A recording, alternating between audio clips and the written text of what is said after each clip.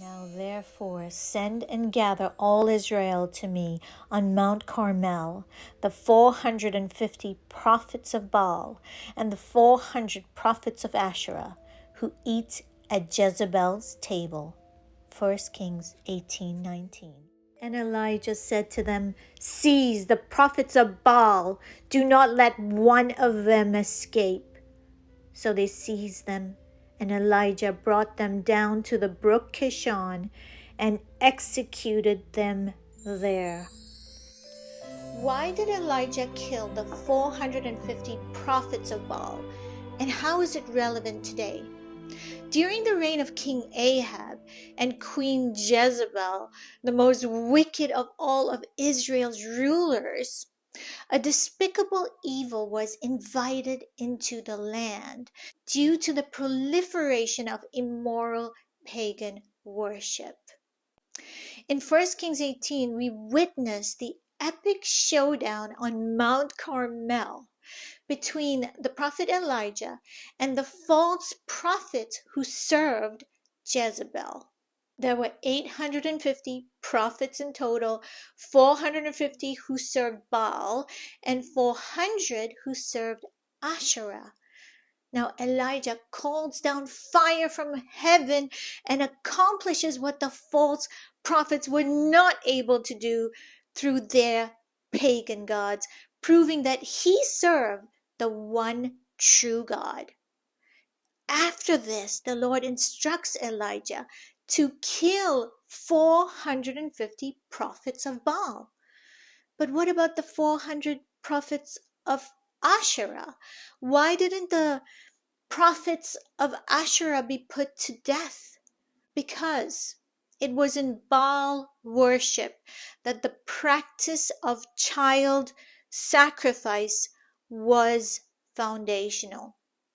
And the prophets of Baal, the Baals, see my previous video on this, they were responsible for committing a multitude of murders. They were guilty of killing babies and children in their worship of Baal. Innocent lives were slaughtered through these pagan rituals, and so the prophets of Baal lent their hands and themselves to foul murders, human sacrifices.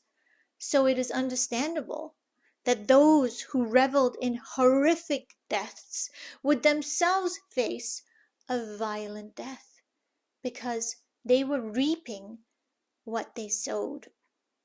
And this also explains why Jehu was so furiously driven to deal with those who worshipped Baal.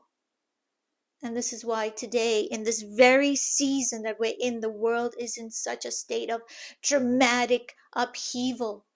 What was done in open in ancient times is being done secretly and in disguise in the modern day. But the wickedness today really is much more abundant. It has heightened. So much bloodshed has occurred because both children and adults have been abused through human trafficking and slaughtered in satanic rituals committed by the deep state. Much of it is disguised as medical practices, that is, abortion. In fact, the priests of Baal are still in operation under the guise of medical today. And we've arrived at a time that this must be dealt with, no matter how long it takes or how rough it gets. It had to happen. For the sake of the children and the innocents, we must endure until the end. We must stand strong until this overturning of darkness comes to an end, with no complaints and no fear. We have to keep declaring His promises relentlessly, with abounding hope and the joy of the Lord that is our strength, knowing that God's will indeed be done. So my friends, keep declaring the victory. Just as the slaughterers, the priests of Baal, were dealt with in the past, they will be dealt with today in this time. They sacrificed their sons and daughters to the demons. They poured out innocent blood, the blood of their sons and daughters, whom they sacrificed to the idols of Canaan, and the land was polluted with blood. Psalm 106, 36 to 38. Say to the people of Israel, anyone of the people of Israel, or of the strangers who sojourn in Israel, who gives any of his children to Molech, shall surely be put to death. The people of the land shall stone him with stones. I myself will set my face against that man, and will cut him off from among his people. I hope you enjoyed this video. Leave me a comment. God bless you. Happy New Year, and I'll see you again. And do not fear those who kill the body, but cannot kill the soul.